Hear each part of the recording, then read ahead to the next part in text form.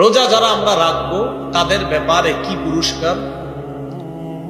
قال رسول الله صلى الله عليه وسلم, নবীজি বলেন, কুল্লু আমাল ইবনি আদম ইউদাফুল হাসানাতু বিআশরি আমসালিহা ইলা 700 দি'ফিন।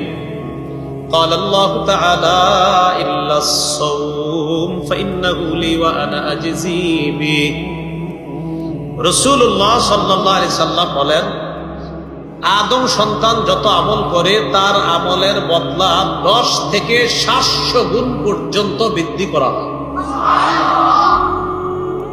আল্লাহ বলেন রোজা ছাড়া, কি ছাড়া? মানে রোজার সওয়াব 10 থেকে 700 এমন না, রোজার সওয়াব 10 থেকে 700 এমন না।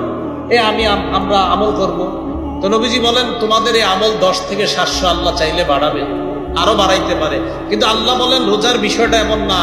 আল্লাহ বলেন রোজা এমন একটা বিষয়, ফাইন্নাহু লি ওয়া আনা আজজি বিহি, রোজা আমার, রোজা মানুষ আমার জন্য রাখে, আমার খুশির জন্য রাখে, আমাকে খুশি করার জন্য রাখে।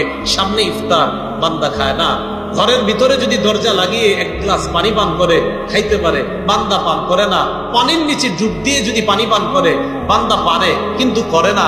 বান্দা যদি কিছু খেয়ে ফেলে মানুষের আড়ালে করতে পারে, কেউ দেখবে না, কিন্তু বান্দা এটা করে না, কারণ সে আমার জন্য রোজা রাখছে। তা এটার পুরস্কার আমি আল্লাহ দিব।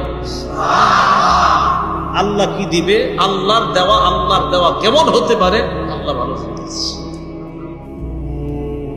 কিছু আমল নামা তো আল্লাহ লেখায়, রোজার ব্যাপারে আল্লাহ কয় আরে এটার পুরস্কার আমি দিব। রব যত বড়, রবের পুরস্কার তত বড়। সুবহান।